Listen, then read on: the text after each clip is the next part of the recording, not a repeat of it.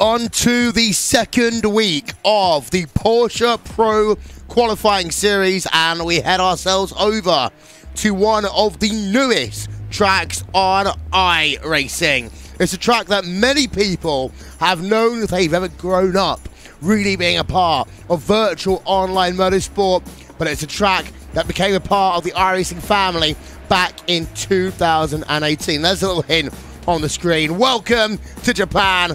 Welcome to Tsukuba circuit here for the Porsche Pro Qualifying Series on RaceSpotTV, streaming live as ever on the iRacing eSports network. Now, last time out, it was Max Benecke who got himself the victory. It was a horrible day for Fredrik Rasmussen, but it's worth remembering that Freddie Rasmussen won the Friday night Strength Field race, which was able to get him the most points for the first week. Benecke's already had the opportunity to do a race here in week number 2 of the Porsche Pro Qualifying Series, and he actually does lead the championship right now. 2 weeks counted, 764 points. Enzo Benito has done 2 weeks worth of racing, and he's got 714. Fredrik Rasmussen falling back a little bit, and he's got 709 points in third. Jared Filsell, we saw him have a second place finish in the first round of the championship. That was, of course, at Belle Isle. He came home fourth place currently in the standings. Sebastian Job in P number 5. So, scene is set, qualifying is underway, and here's a look at the track conditions. 25 degrees Celsius, 29% relative humidity in the air. It's windy out there, 17-18 km/h winds, but it's cloudy, so that means the track temperature should be nice for these drivers. Let's hand it over then to the commentary team of Connery Maddock and Jack Stiles to get the action underway. Connery, over to you. Thank you very, very much, Will. It's the second week of the Porsche Pro Qualifying Series. Tsukuba circuit as well. Newest track here on iRacing, and what better way to give it a fantastic stage than the Pro Qualifying Series here, Jack. We've got a couple of cars that are still out there on qualifying laps. You see on the left-hand side of the screen how the qualifying has turned out so far, and the driver that I do want to be keeping a close eye on here is Sebastian Job, because he butchered his first lap, shall we say. He's on his second of 2 qualifying laps right now. This is where it really, really counts, Jack. Sebastian Job, obviously a very quick and capable driver. He's won himself a place to head to Mexico in the coming days for the Race of Champions, winning the online version of that. So he is a very capable driver. Riding on board with him currently as he heads himself up to the right-hand hairpin. Of course, Tsukuba is not a long circuit, Connery. It's 53 seconds a lap, and for a lot of these drivers, it's going to be a circuit they know very well, obviously from previous sim racing experience. As we see Sebastian Job head himself into this tricky final corner. This final corner, it's a very long and dragging corner. David Nowoski putting himself at third in the timing standings with a 53.341. What could Sebastian Job do? He goes second place, I believe. He does indeed, at just 200ths off of pole. Really, really playing with the off-tracks coming out of that final corner, so he's looking to get his time up onto the board. The driver that hasn't set a lap time just yet will be the likes of Ivo Howler, Lauren Heinrich, Niels Koch, Alexander Voss, and Moritz Lochner as well. We're riding on board with Lochner as he gets his way through the turn number 10 and 11 hairpin, and then it's a pretty straight, not the turn 11, sorry, the turn 5 and 6 hairpin in towards the turn number 11, 10 and 11 sort of section right now as you head yourself towards this latter part of the lap. You go through the right-hander under the Dunlop Bridge, and then you've got all your run all the way down. This is basically a track full of hairpins. You've got hairpin turn number 1, 2, hairpin turn 5, 6, and then you've got turn number 10 and 11 as well. So that is the slow speed nature of this circuit right now, but this is where you do need some of that straight line speed all the way down towards the final corner and across the pit straight as well. Moritz Lochner has to... This is a corner where you're just waiting so long to try and get yourself on the throttle, because the corner is so fast but also so long as well. Across the line he'll go, and it's only good enough for P number 16 on the grid right now. So as qualifying is starting to tick down a little bit, but thanks to the short lap times here, Jack, you don't really have to worry about going over the time limit if you do want to take some time and do a couple of outlaps before you go for your all-out qualifying. That is the case, and one driver who's taken that opportunity is the driver you're currently looking at on your screens, ladies and gentlemen. It's Ivo Howler. This is his first lap out. The Pure Racing Team driver, the number 17 machine here today, is going to head himself down this long back straight into the final right-hander. Very hesitant on the throttle he's got to be. Very slowly putting the power back through those rear wheels. A lot of power. No traction control, no ABS. Running it very wide. It's good enough for a 53.413. That puts him 11th in the standings. Yeah, it does. We're still, actually, everyone so far has set themselves qualifying times. It's just a case of who out there has another lap to be able to work with. I believe Alexander Voss, driver number 2, has another lap to work with, and he's actually coming towards the end of it right now as he gets himself on the entry to the final corner. So what can the Williams Esports driver do to try to improve his qualifying position up from P number 22, where as he comes across the line, that is going to be a massive improvement, a 53.366, good enough for P number 6 briefly before he gets knocked down to P number 7 by Niels Koch. That is a fantastic lap there from Voss.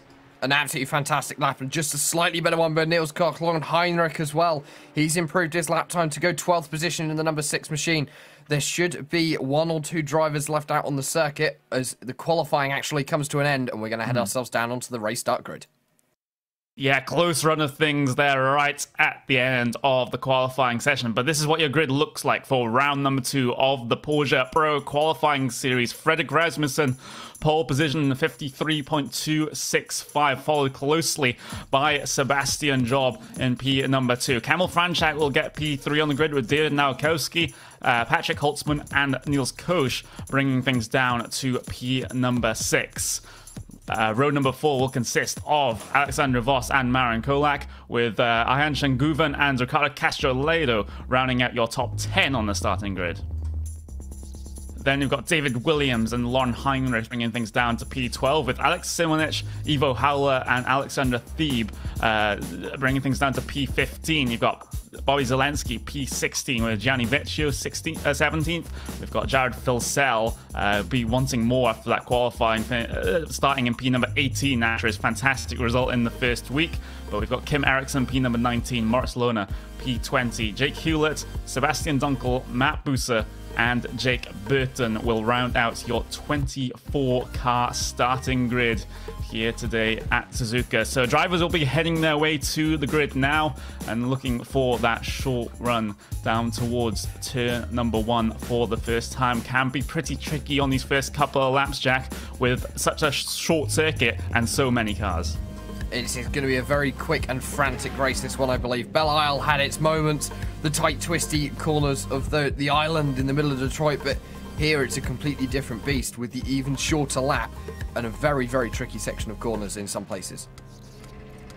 Exactly. We are all set then for round number 2 of the Porsche Pro Qualifying Series, waiting for those green lights, and they will show, and we'll get racing here at Tsukuba. Fantastic start from a few rows back from Alexander Voss, making it 3 wide down in towards turn number 1 for the first time. We'll have to sail for 2x2 instead coming through there, but your front runners have gotten themselves away pretty good. But the thing is, Niels Koch, oh, that's Holtzman! Oh, Holtzman hits the barriers coming down and towards the turn 5 and 6 hairpin for the first time. Another huge incident for Holtzman at the start of one of these strength of the field races. Jared Filsell's barrel rolling down the track as well, the number 7 driver. So huge moments already. Yeah, Patrick Holtzman, replay on your screen. You can see there was a slight touch from one of the Williams Esports machines. We've also lost Ivo Howler as well on the exit of turn 1. There's Jared Filsell, the Trans-Tasman Racing driver, going heads over tail in his number 7 machine. Back to live pictures we go. We're focusing on Alexander Thebe down in 15th position, the number 14 machine, and switching to this battle between Lauren Heinrich and 1 or 2, in fact 3 of the VRS Quantum Sport drivers. Around the outside, Heinrich tries to go. A little bit of contact, I believe, with himself and the number 8 machine, and that is of trying to fly. We've got a driver coming down through the order. That's Lauren Heinrich. David Williams has got past, and we're still seeing a very good battling early on in this race. A gaggle of Coanda drivers, a gaggle of Williams Esports drivers with Altus Esports also thrown into the mix as well. So lots of congestion here in the mid-pack of your field as they get down into one of the right-hand hairpins. These guys are following each other so closely. I remember mentioning at the end of the last race, that Tsukuba circuit, this is going to be more like a touring car or a sort of your standard club series race with how much close racing and how much potential contact that we'll have here. But here comes Alexander Thebe down the inside of what's going to be Morris Lona there coming through the final corner. But Lona will have another chance to look at his way back down the inside at turn number 1. But that is going to be covered pretty admirably by Thebe, as these guys are all stacked up in your midfield. This is really close racing. It is very close racing up in the midfield. Up at the front, we've still got a train of 6 cars for the leads. We see the positions on the top of your screen starting to appear.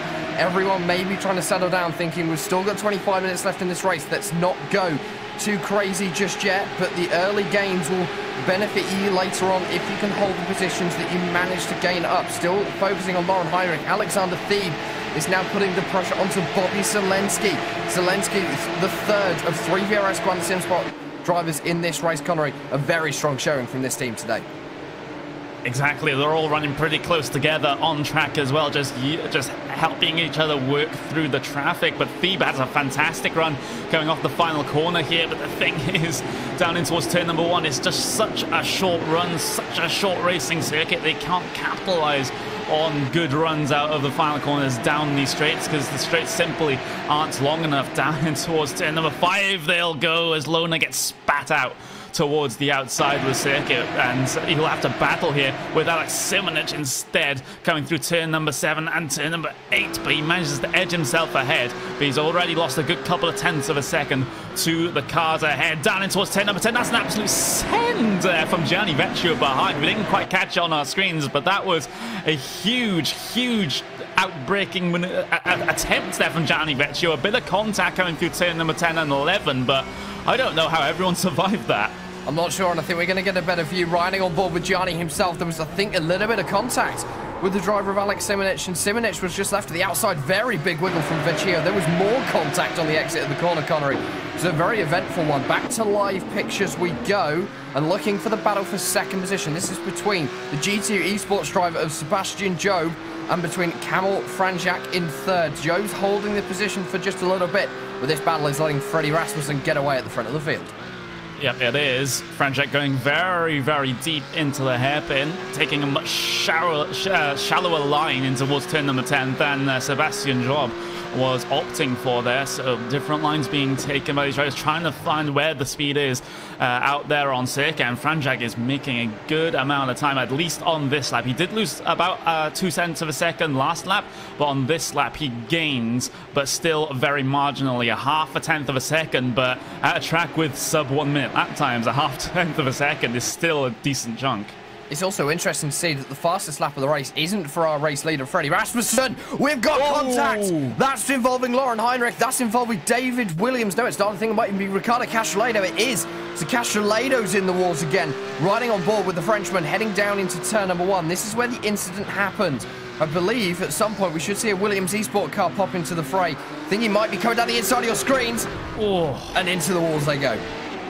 Yeah, that was Lauren Heinrich on the inside. Did get squeezed in the middle of the corner a little bit. When it came to corner exit, though, Heinrich did get a little bit of an oversteer moment. He basically had the track out to try and save the car there, but it just so happened that Ricardo Castellado was on the outside. So an innocent passenger in that one was Castellado. So that's the second race, or second broadcasted race in a row that he has had major issues. But looking at just inside of your top 10 positions here, we've got Ayanchan Gouvan, we've got Marian Kacholak hanging out back there. But further forward ahead of those guys, you still have a decent train, this time getting up towards P number 3 now. So these guys have closed up right at the front of your field. So soon enough, we'll have a train from P number 1 all the way down to what looks like P number 6 out there on circuit. And that's very similar to what we had at the start of this race, and it is now going to be such the case. going all the way from Freddie Rasmussen down to Niels Koch. It's interesting to see that we've got Alexander Voss and Niels himself, both for Williams Esports, running line astern behind the Triton racing machine of Dave Nowoski. So watch out for Voss and Koch making their way through the field, working as a bit of a team, Connery, just trying to get as many positions and as many points as possible. Yeah, that is the aim of the game, not necessarily to finish on the podium, but just to get a decent chunk of points where in these races where it really does matter with the strength of fields. But as of right now, no one in this train quite close enough to make a move up in towards turn number 10. But Alexander Voss is definitely going to be the driver that's on a charge right now. A couple of tenths of a second taken out of David Nowakowski last time by. And through the final two corners, they will go then. And Voss looking for the run off this corner, but it's such a difficult corner. You just, as I said in the qualifying match, you're just waiting to get on the throttle, and then you finally get on the throttle, but then you realize, oh, it's only a short run down towards turn number 1, so that advantage is somewhat cancelled out. But as they head their way into turn number 5 now, Voss, you can just see he's really trying to work that car on the racing circuit. The behavior of that car is just screaming to me aggression. He wants that position. You can see it in his driving style as we focus back on your race leader, Freddie Rasmussen, leading away just over a second from Sebastian Job. And Alexander Voss, you might be able to see him in the background, he's really pushing that car. Last time around, he was quicker than the driver of David Nowoski, only by about a tenth, but it's still an extra tenth that you are going to need around this circuit.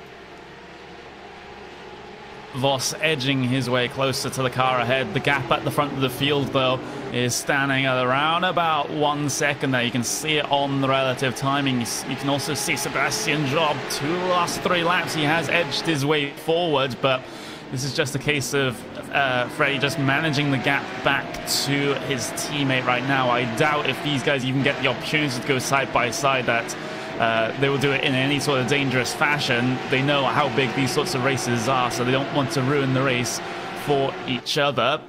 But the guys further back, though, they have no such allegiances. Looking on board, though, with Moritz Lohner as he tries to chase down Bobby Zelensky. Zelensky has done very well in this race so far. He's up 5 positions on his qualifying, but Moritz Lohner, he's also up 8 positions on his qualifying. So those drivers that started nearish the back of the grid have really made their way up through the field and gotten themselves to a more representative position for their pace. We have also had a couple of incidents which have taken some drivers out of this race. We've lost 5 drivers so far from the event as Heinrich looks to the outside into turn number 1.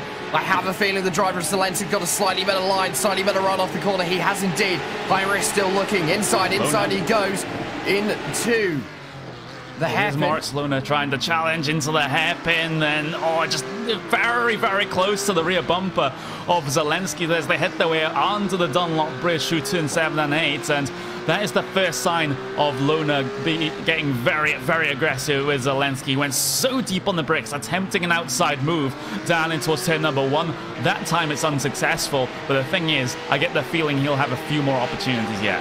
Yeah, there's plenty more opportunities coming for him. 20 minutes remaining in this race. We've hit 1/3 distance as we see behind Gianni Vecchio putting pressure onto Sebastian Dunkel. Dunkel racing for I can't remember the team name now, forget it. But Vecchio, that's it. SRO really looking into turn number 1.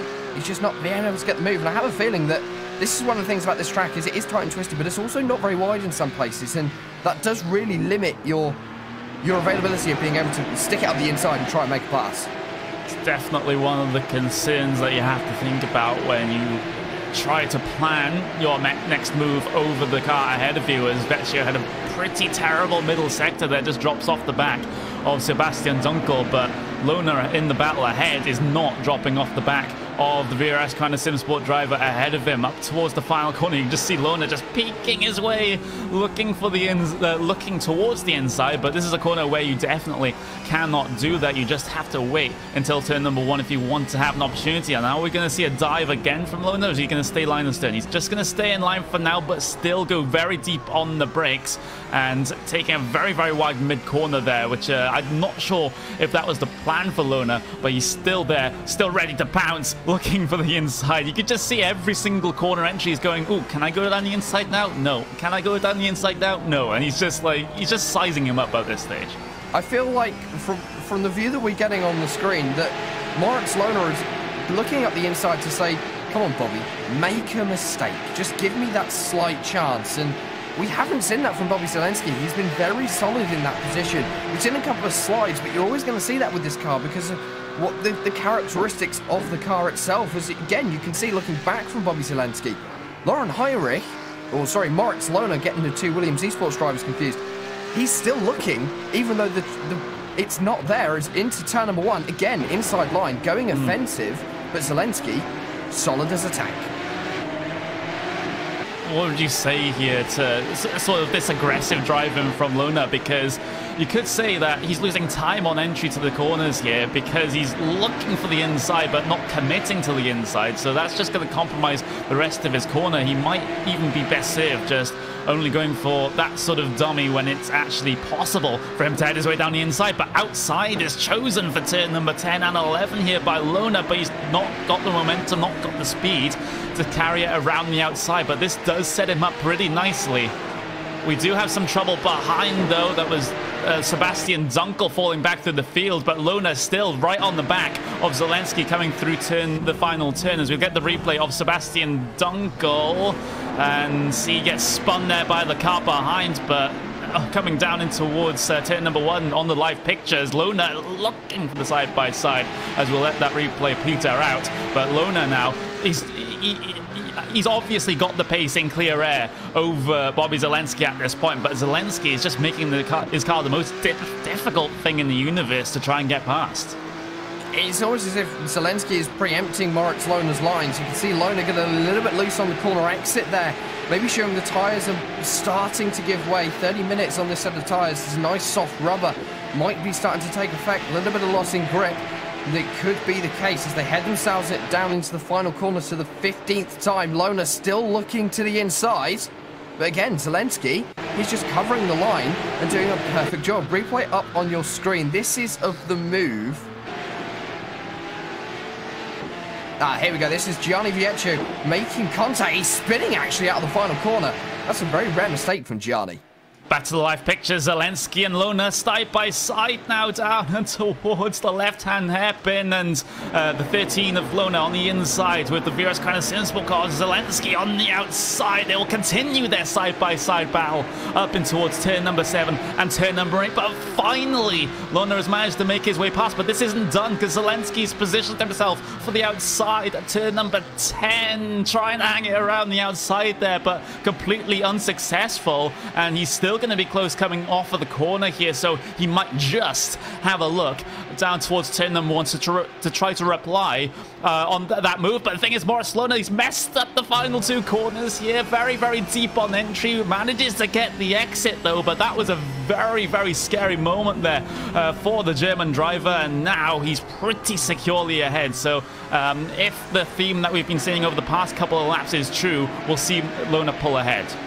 Yeah, and I have a feeling that is what's going to happen. Bobby Zalenski, not sure whether he has the pace to keep up with the driver. Looking at the number 2 machine, this is of Alexander Voss, putting the pressure onto David Gorgowski. This is the battle for 4th position overall, so the place just behind the bottom step of the podium. Voss, not close enough at the moment to make a move, Connery, but you can see running through that final corner, potentially has a slightly better line than David Gorgowski. Slightly better, a marginal gain across the line, but is still not quite enough for Alexander Voss, as it's been pretty much throughout this race the Williams eSports drivers having to make up positions, and it's the same in this particular case as well. So close to the back of Nowakowski coming through the turn 5 and 6 hairpin, but Alexander Voss will just have to wait to try to fight another day, trying to work every advantage he has over the course of the very short lap we have here at Tsukuba. But out of turn number 10 and 11, not going to have the run required, as this battle for P number 3 and coming through P number 3 and going down to P number 6, starting to look closer lap by lap by lap. The front two are pulling away, Fredrik Rasmussen and Sebastian Job, both for G2 Esports. So G2 Esports really looking to get themselves a fantastic finish here in the race today. But the battles further behind from P number 3 and back, though, those still have a huge question mark hanging over them. Yeah, we probably won't know for another 13.5 minutes as to which way around that is going to finish. Of course, you can see riding on board with David Norwowski, the number 20, forwards to Kamil Franjak. You can see just how hard he's pushing to try and close the gap, but having the pressure behind of Alexander Voss as they head themselves into the right-hander hairpin for the 19th time. I think it's just a case of Norwowski's more worried about what's behind him than ahead. Alexander Voss looking to the inside, looking offensive. Norwowski moving to the middle of the track just to say, yes, I know you're there, and you're not coming through this time. And no, he will not indeed, as they head themselves across the line once more time. Yeah, this race is based on time rather than the laps, so we'll have very many laps, shall we say, in this event. We're just dipping under 13 minutes remaining in this one, still riding on board with Alexander Voss, and again, he's going to be pretty close in towards 5 and 6, but it's just such a marginal thing where you can be that close, but you just need to be just a little bit closer every single lap if you're going to decide to commit one way or the other. Outside, inside, doesn't matter coming down into some of these hairpins, because you can make the pass either way. But Voss now coming out of what is going to be the turn number 10 and 11 hairpin towards the final couple of corners. Then Alexander Voss, he's carrying much more mid-corner speed than Nowakowski, but Nowakowski is absolutely nailing his exits here, and that is going to be important for him going down the pit straight as Voss takes a shallow line in towards turn number 1, brings himself to that rear bumper, but just can't get it alongside. He just has more of a fascination with his bumper than going side by side at this moment in time. Yeah, and I think that's it's either a tactic of leave it as late as possible, or trying to scare Dave Norwowski into a mistake as they head themselves under the Dunlop Bridge. You can see on your screens on the left-hand side your biggest movers and shakers of the race so far, so you can see how it is shaping up. Everyone in the top 15 actually hasn't lost any places, Connery, and that just shows either we've lost people out of this race or people have just been moving forward. And in fact, everyone who I believe is still running has gained places, which is always a good thing to know, and people are moving forwards. Yeah, exactly. So if you've kept your car on the grey stuff so far this event, you're more likely than not to gain positions. But we do have the retirees. We've got Gianni Vecchio, Patrick Holtzman, Lauren Heinrich, Ricardo Castroledo, Jared Filsell, and Ivo Haulo. They're saying that Heinrich is still out there lapping, albeit 13 laps behind. So he has a couple of positions to gain here before the end of the race, but no major positions at all as we look at battling a little bit further back. That's P number 12 and 13. Bobby Zelensky trying to defend from Alex Simonich this time. So Zelensky, after gaining those positions very early on, is starting to fall back through the order somewhat due to some of the faster drivers that had bad qualifying times or had troubles early on in the race coming back in these late stages. Yeah, Bobby Zelensky is obviously one of these drivers. I believe he's actually more used to ovals, as we see the number 18 machines, Alex Simonich, taking a much tighter line through 10 and 11 that time, Connery, showing that maybe Bobby Zelensky's struggling for grip. You can never quite tell with this car. It's a very unique car in the way it drives, and it's a very much a driver's car, and it's an absolutely brilliant car to drive. And I wonder whether Bobby Zelensky is someone who's used to a car which is very much hands-on. He's excelling in this, and Alex Simonich still putting on the pressure as well as they head themselves into turn 1 and 2. And Zelensky actually gained marginally last time by, so still has a ton of pace behind that Vieresco and the SimSport Porsche, but on board once again with Alexander Voss and the David Nowakowski brick wall that he can't seem to scale, at least over the past I would say 10 laps at this point. Again, gaining a 1/10 of a second on that last lap, but he just can't gain that sort of time really where it counts, and he's going to be a little bit further behind now coming across the start-finish line as that 10th just swings back into the favor of David Nowakowski. So this gap is just swinging either way pretty much every lap, and it's just deadlock between these two drivers right now.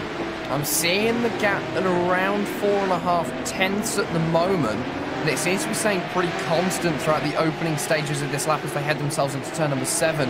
Alexander Voss catching marginally, but it's only by about 0.5 tenth.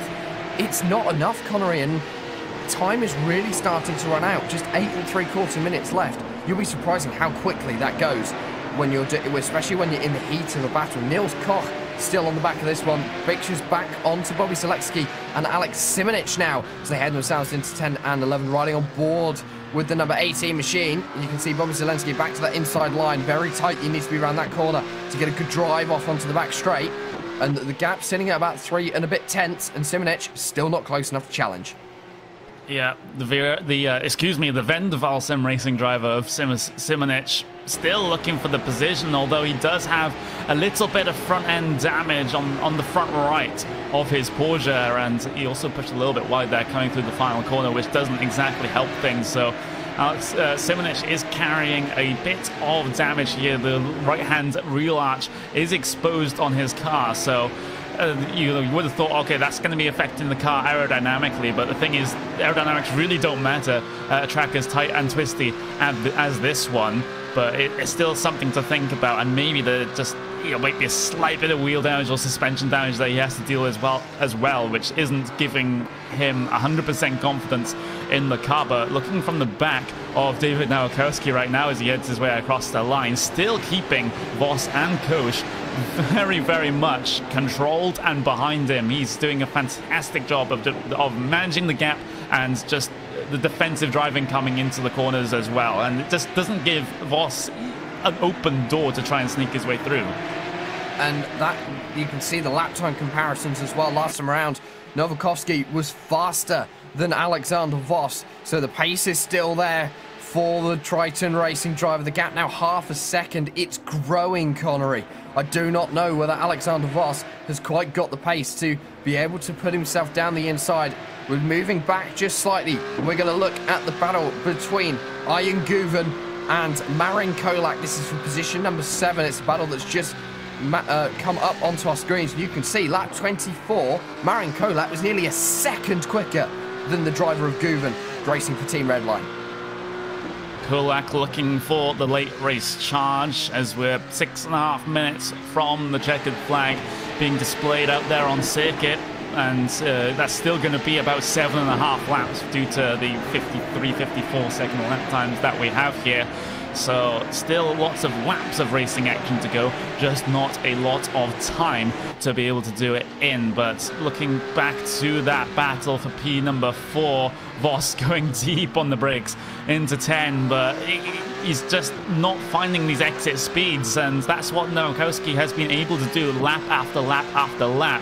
Voss can gain all his time on entry, but he's just sliding the car out slightly on exit, and it's really, really hurting him when it comes down to the next braking zone.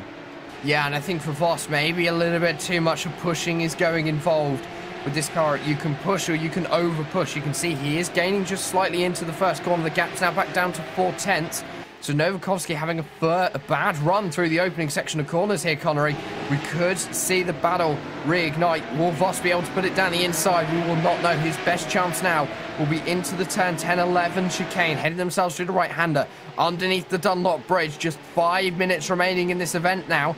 And you can see Alexander Voss, he is closing and closing very, very gradually, but it's still not enough. And even with his teammate behind, his teammate is helpless at this point, because he's just got to sit and watch and then pick up the pieces if anything does go wrong. Yeah, that's the strategy if you're Niels Koch and right on the back of this battle. But Voss, again, fast through the middle of the final turn, not so much on the exit as into 1. He'll take his characteristic shallow line down into here, which has been working into there. So the multiple and alternate lines through turn number 1 and 2 really do pay dividends if you get it right. But again, in towards 5 and 6 instead, Voss trying to press his nose to that back bumper, and he's going to be very close into the chicane this time. So this is probably finally the chance that Voss will have down into 10. What does he do? He looks for no way around, either inside or the outside. Now Kowski just parking his car in the middle of the racing circuit, forcing Voss to make a decision, and he didn't even make a decision, so he'll have to wait. But how much time does he, how much time does he waste here? Because you've got 4 minutes remaining and 5 laps. Still enough time to get this pass negotiated, but the longer you spend behind a driver that you feel that you're faster than in terms of overall lap time, the more frustrated you're going to get, and the more chance of a stupid decision that you'll make. And as the time ticks down, the pressure builds even more just to get those extra few points that could be critical come 8 weeks' time at the end of this series, where we decide which 20 drivers go through to the World Championship. And for Nils Koch behind, he's just sitting there twiddling his thumbs thinking, well, I'm either going to be finishing in 6th or I'm going to be finishing in 4th, because there's going to be a monumental accident between these two guys. You can see again through 10 and 11, Alexander Voss really closing down the gap, but Novakovsky has got the drive through the corner and drive off of the corner onto the straight, which Voss just hasn't quite got. Closes up through the start of the final corner, but it's the same story that we've been describing over the past couple of laps. Now Kowski able to get those exit speeds to try and pull himself away and try to put a damper on the danger coming from behind. So Voss running out of time, running out of laps to try and make this one work. And some would say, oh, maybe let Nils Koch have a go behind, but Nils Koch isn't quite close enough to this battle just yet to have that as a possibility. So the status quo will be maintained once again. And then into the right-hand hairpin, the turn number 10 hairpin once again, this must be so frustrating as a driver, Jack, because you've driven on a higher level than I have. You're more active in the actual racing out there on circuit. How annoying is this sort of situation that Voss has got himself in? I mean, for me personally, it must be infuriating. Yeah, it's exactly that. It's one of those situations where you just have to sit there, be patient, and wait for the moment to come for you. It almost came then through turn number 1. Very almost. There was a little bit of an inkling of a gap from Novakovsky left open. You can see as they head themselves into turn number 5 and 6 that the driver Alexander Voss is really closing the gap, and you can see how hard they're both pushing. The grass on the track being kicked up every single lap under the Dunlop Bridge. But as it just goes on, as we get closer and closer to the end of the race, Alexander Voss is going to be more and more anxious to get this move done. And if he can't, I can tell you myself that any driver would be disappointed if they can't get the move done. A slight oversteer moment off of 11 there for Voss is not going to help them things at all on their way into the final corner, but a slow final corner for now. Kowski might just put him under threat, but manages to recover somewhat coming on the exit of the corner. And Voss, he just can't do anything. It's seeming like he just can't do anything right now because he's gaining in all of the wrong places around the track. He needs to sort this out within the next lap and a half, otherwise he's going to be destined to finish in P number 5. And we have got one more lap after this one, ladies and gents, so there will be more chances for Alexander Voss just yet. We've still got 40 seconds before the time limit runs out, so Freddie Rasmussen, our leader, will cross the line before that happens into turn number 10 and 11 this time. Alexander Voss still looking, still can't get away around. Novakovsky is solid in that position, Connery. My honest opinion is I think Alexander Voss won't be able to get past, and if he does, it's going to be an absolutely last-minute move into turn number 10 and 11. This is the final lap. White flag is going to be out there on circuit, so this is the last-ditch effort, arguably, for Voss. You can just see how deep on the brakes he goes in towards turn number 1 and 2, but bringing himself back to the back bumper simply hasn't been enough. 5 and 6 now, still no opportunity for Voss. Now Kowski slightly slow coming through the middle of the corner, but it's all going to be recovered on exit as he's been doing lap after lap after lap. Here comes Voss then. Turn number 10 might be the area he decides to go for it, but look at that. And Kowski parking his car in the middle of the track, defending the inside line as well.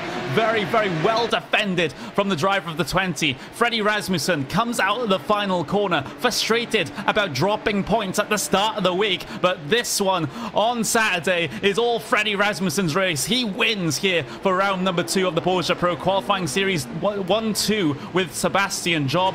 Voss versus Nowakowski. Nowakowski comes out on top in that particular battle, managing to defend for P number 4 as the rest of your runners will head their way across the line. No balance to speak of further down your fields as they all cycle themselves past. But wow, those final stages of the race there, the battle for P number 4, it was annoying that we didn't quite get side by side, but that was a fantastic effort from Nowakowski to keep Voss behind, who's one of the strongest drivers here in these GT type machines. But Nowakowski just giving him a lesson in defensive driving.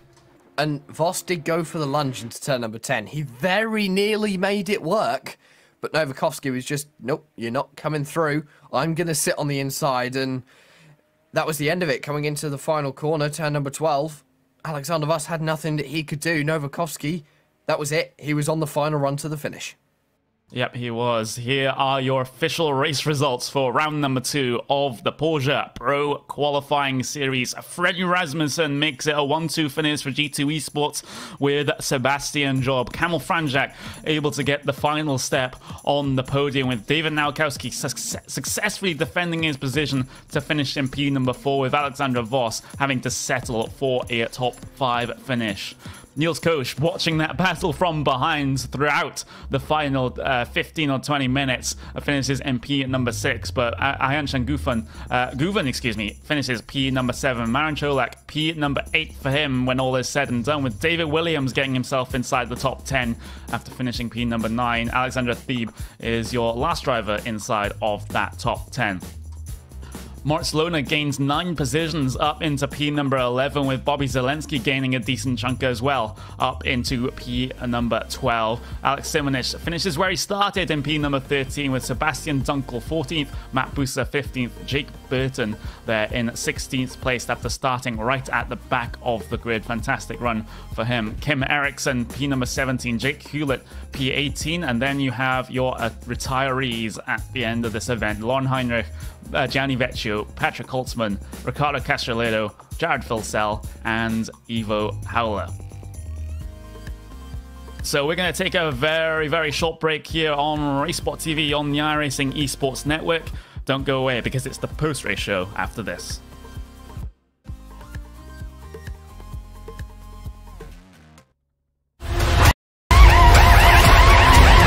Well done, get going.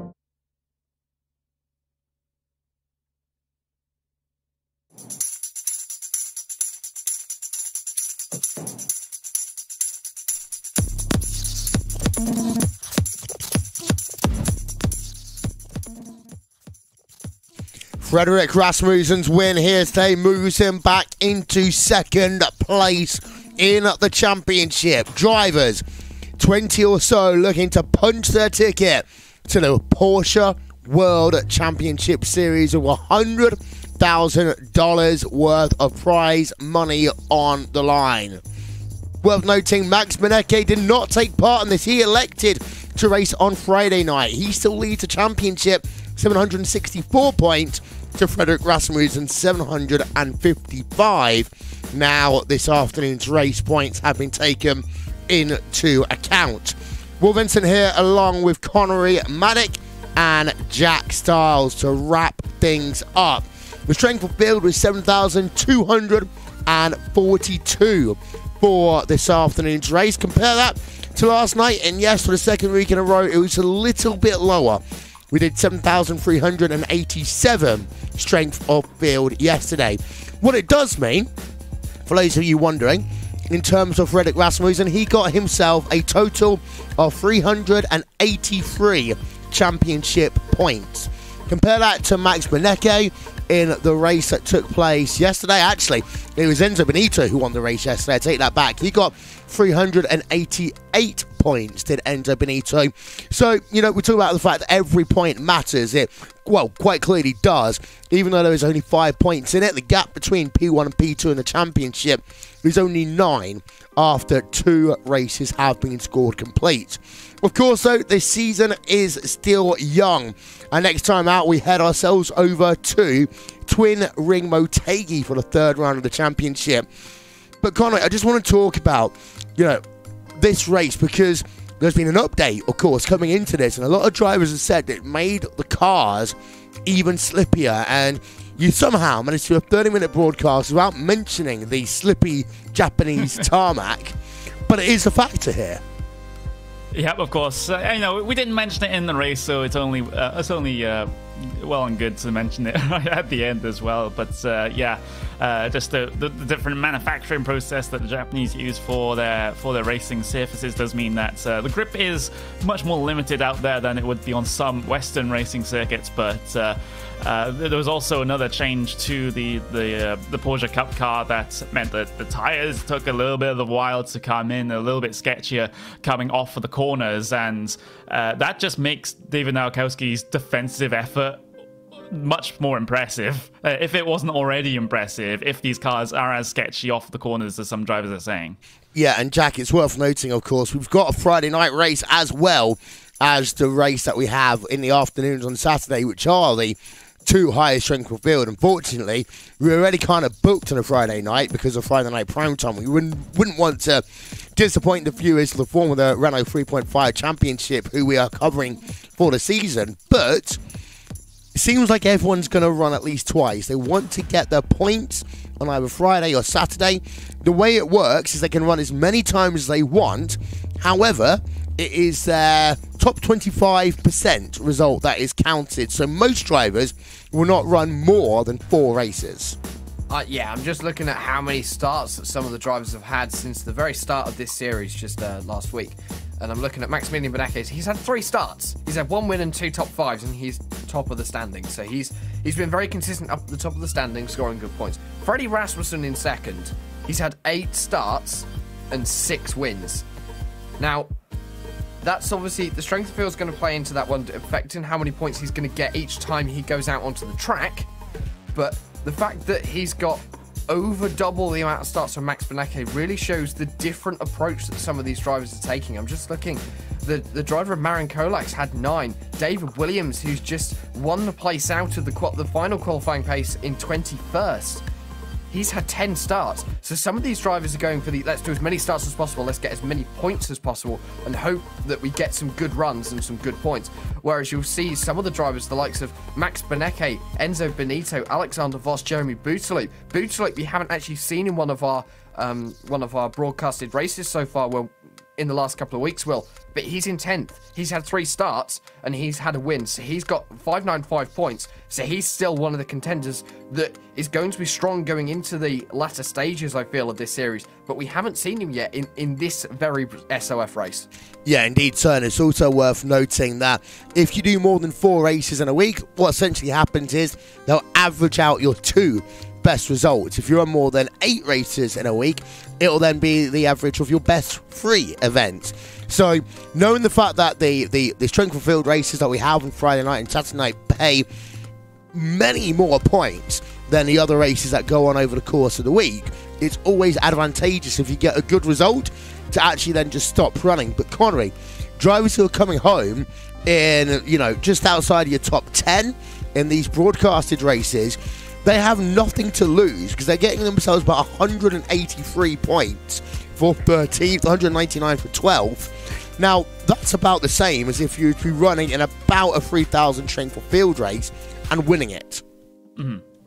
Yeah, exactly. So for the drivers further down the field, it's more of a calculated risk taking more and more races, even going over the 4 races and having to take the average of your best 2 races or average of your best 3 races once you get past that point. So it's a great plan if you're just on the cusp of getting yourself in towards the top 20, but if you're one of those drivers at the front, like Beneke, like Job, like Rasmussen, then doing more than 4 races is basically just not a risk that you want to be taking, because you're going to have, it's like 1, 2, 3 bad races, and then all of a sudden your average just drops off a cliff, and you're losing more points the more races you do. Yeah, and just to give you an update, the second split here today, won by Josef Falkgren. He got himself 286 points for winning that second strength of field event that had 4,549 strength of field. And if you want to compare what points he got compared to a race winner from today, of course that was Fredrik Rasmussen, he got himself 120 odd points less. However, Falkgren, with his 268 points, that would have been enough for him having P number 8 in this broadcasted race. So there's a lot of different variables that go on outside of our 1-hour broadcast here on the iRacing Esports Network. But of course, next week, Connor, we head ourselves over to Twin Ring Motegi. It's a track which, you know, has been racing the formerly Verizon IndyCar Series. We'll probably be calling it the NTT Data IndyCar Series by Wednesday if the rumours are true. Famously, that track, the first ever win of Danica Patrick, that was on the Oval in 2008. But Motegi is a bit of a tough animal. The first sector is actually pretty boring, stop-start. Then you go through that very flowing middle sector, and then you've got a perfect bump and run opportunity at the end.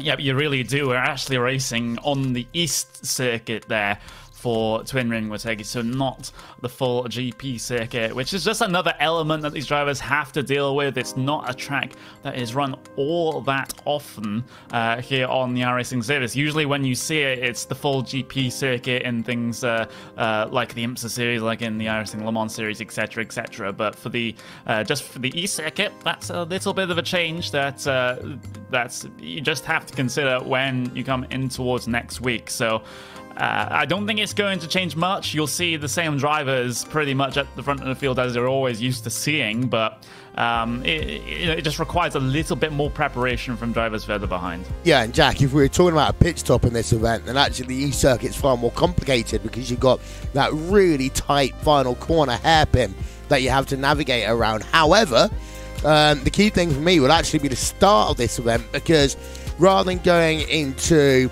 turn number 1 on the normal Grand Prix layout, which is a double apex right-hander, you're going into a 90-degree corner, and that track funnels down very, very quickly through the right, then the left, then pretty much going through some of the inroads almost of the Motegi kind of like layout. Yeah, I'm just looking at the track map of the East Circuit, and that run down to the first corner, it's downhill, it's quite a wide section of track, as you said. Well, you're going to be running about 70% of that front straight, towards the rear of the field, might be a bit more like 75-80% of that main straight, and you're going to go down the hill. That right-hander, always a very good passing opportunity. The first corner of a race is going to be hectic, and as you said, underneath the bridge, and then getting onto it is going to be very tight and twisty as they go round, cut off the actual Grand Prix section, the Grand Prix pits, and the first few corners on this track, and then to rejoin the circuit for the fast uphill sweeping as they go back under the oval and back up towards that final hairpin. And that final hairpin is very tight and twisty, and then the pit entry for this circuit is even tighter. So if anyone does have to make a pit stop at some point in this race, they've got to be super careful, and you are going to lose a lot of time on that, even just on that entry, because you've got to slow down so much to get the car around. Don't forget, we still got lots more racing to come here on RaceSpotTV and the iRacing Esports Network this weekend. You can still check out the 2.4 hours of Daytona. Join Jake Sperry and Justin Prince for that one. Close Look E-Series powered by DGFX. Round number 1, Daytona. It's all about Daytona in January, unless you're in the Neo Endurance Series, when instead you're going to go over to Suzuka. Next week, of course, we've also got the 24 hours of Daytona and the third round of Twin Ring Motegi. And just a quick word on that 24 hours of Daytona, Connery. It's going to be a huge event. You know, racing into the dark. It's actually the longest 24-hour race that happens in darkness. And then, of course, you wake up, breakfast with Will and Connery, and into the sunrise. Yeah, that'll be basically what is a historic event for iRacing, the first iRacing special event with the day-night transition feature. It's going to be absolutely incredible, just for the whole atmosphere of a 24-hour event, having that sun go up and down, and of course all the racing that goes with it. And if we have a finish as exciting as we had last year with that last lap turn number 1 dive for the race win, then I think we'll all be happy. Yeah, I almost feel like when I say breakfast with Will and Connor, I just need to invite you over and actually make your breakfast before we start commentating. We'll work on that one. That's, yes. That's all we got time for, though, here today on the Porsche Pro Qualifying Series. As ever, thank you. Islam Bala, TrackCam22.com, Andres Warner and One Design for overlay design.